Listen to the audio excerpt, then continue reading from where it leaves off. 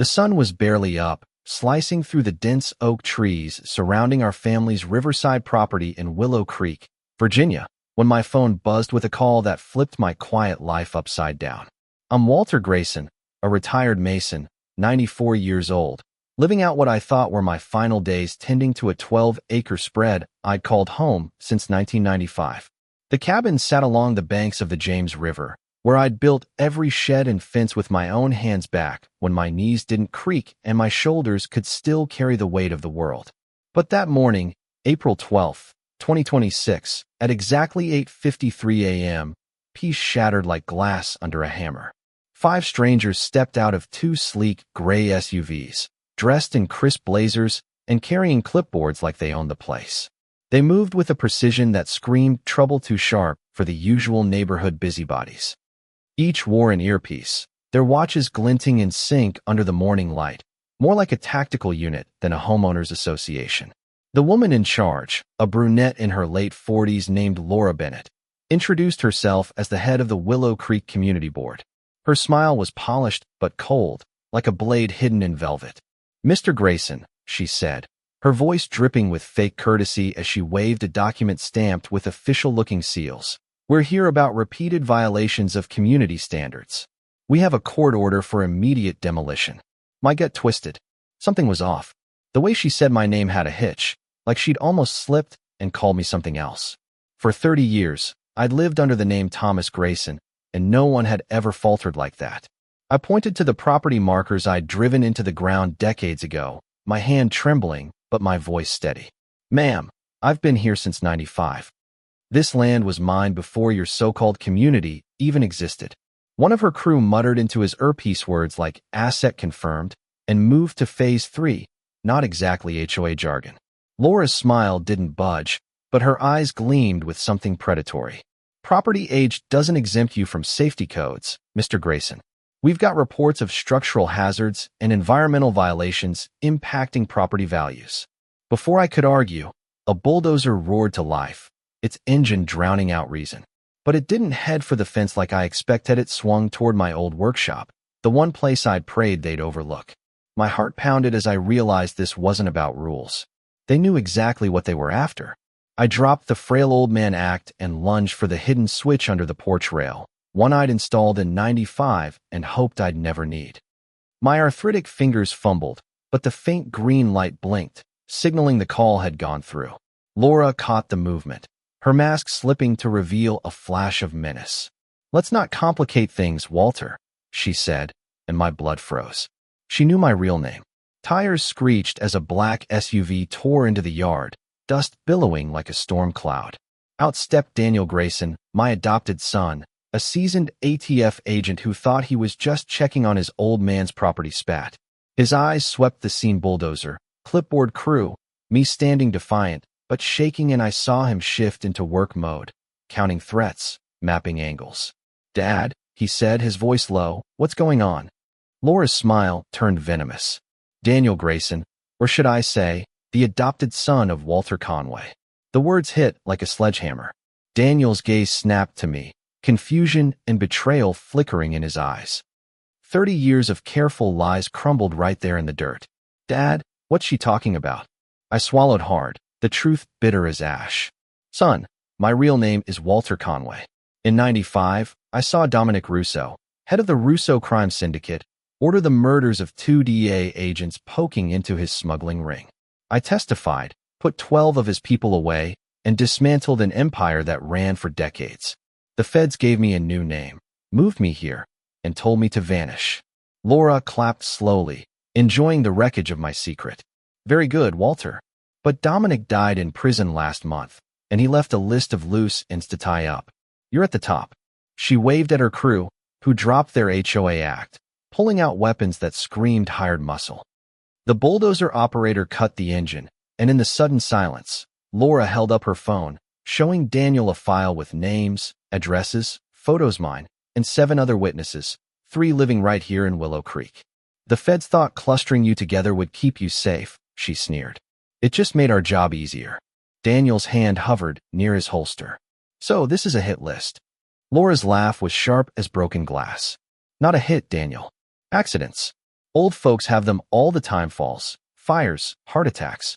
And that workshop of yours, Walter? Full of evidence that could complicate our story. Right then, the workshop exploded in a fireball that shook the ground, sending splinters and ash raining down.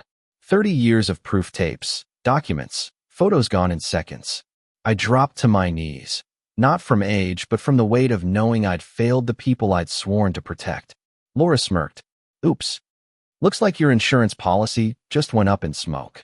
Daniel was already on his radio, but Laura held up her phone, reading a text that made his jaw tighten. All units engaged. Response time 40 minutes. She nodded to two men in sheriff's uniforms stepping from behind the bulldozer. Meet Deputies Carter and Lopez. They've been very cooperative. Corruption ran deeper than I'd feared.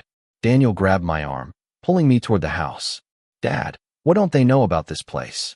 I led him to the smoldering ruins of the workshop, where a hidden hatch led to an underground bunker I'd built in '96. Inside were 52 microcassettes, financial ledgers from '89, and photos tying the Russo syndicate to crimes the feds never touched. I never stopped digging, I told him. Every call, every deal, every move they made, I recorded it. I knew they'd come someday. Daniel's eyes scanned the files, his ATF training kicking in. You've been running your own op for 30 years. Footsteps echoed above. Laura's voice cut through the vents. Time's up, Walter. Daniel checked his Finino signal. I told him about the other witnesses in Willow Creek. Mrs. Alvarez, once a courier for a cartel. Mr. Jenkins, a former enforcer for a Boston crew. The Carter family, who'd seen a mob hit in Philly. They're not just neighbors, I said. They're survivors, and they've been ready for this. Daniel nodded. Already moving to the bunker's escape tunnel, linked to the town's drainage system. We're going to Mrs. Alvarez's. If Laura's got intel on you, she's got it on them too. We surfaced behind Mrs. Alvarez's house just as 5 black SUVs roared into Willow Creek, engines snarling like a pack of wolves.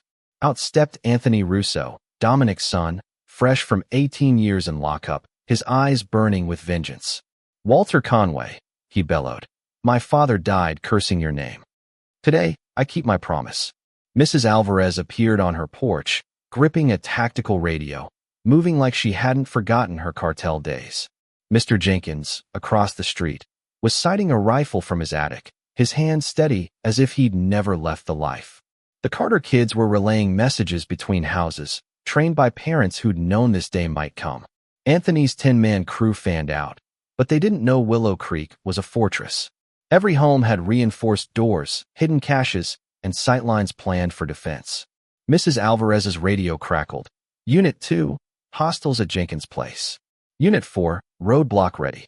My quiet retirement town was a war zone waiting to happen. Anthony strode across my lawn, flanked by 2 goons. You took everything: our money, our power. I've waited 18 years to make you pay. I stepped out, old but unbowed. Your father chose blood over family, Anthony. I protected mine. Daniel moved like lightning, disarming 2 of Anthony's men before they could blink. This ends now, he shouted, gun trained on Anthony. You're on federal witness property with illegal weapons. Surrender. Anthony's laugh was pure venom. This is about blood, not laws.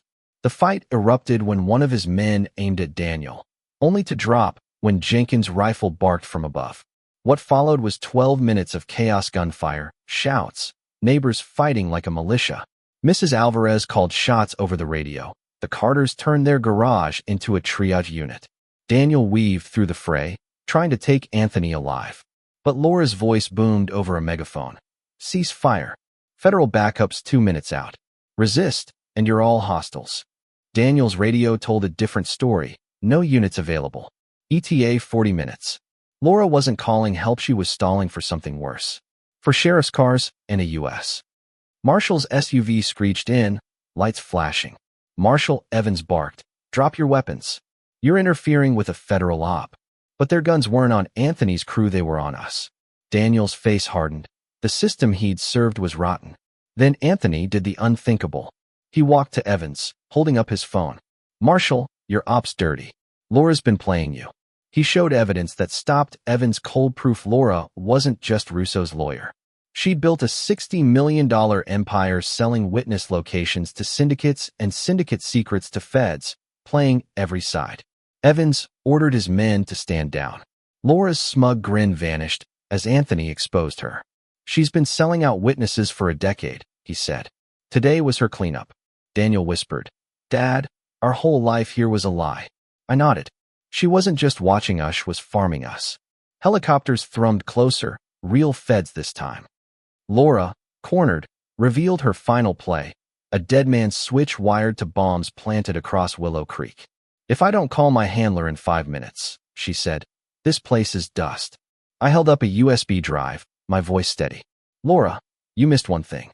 I've recorded every word you said for 6 months, your deals, your network, your bomb locations." Her face crumpled. "Mrs. Alvarez disarmed your charges weeks ago," I added. "Your switch is useless." Laura drew her gun, firing twice. One grazed Daniel's arm, but he tackled her, pinning her as feds stormed in. Agent Rachel Carter, leading the choppers, had been tracking Laura's network for 3 years. "Walter," she said, cuffing Laura, "your recordings cracked this case. You and your neighbors weren't just hiding, you were building our case." Anthony, cuffed beside Laura, offered me a weary nod. "Maybe it's time we both let the past die." Daniel, patched up, gripped my hand. "Dad, you weren't hiding. You were fighting." 6 months later, Willow Creek was a model for witness protection reform. Mrs. Alvarez ran a support network. Jenkins counseled vets. The Carters pushed for better protocols. Anthony's testimony took down crime lords, earning him a reduced sentence. Laura got 30 years, her empire shattered. I sat on my porch, watching Daniel fish with his niece, our new neighbors settling in.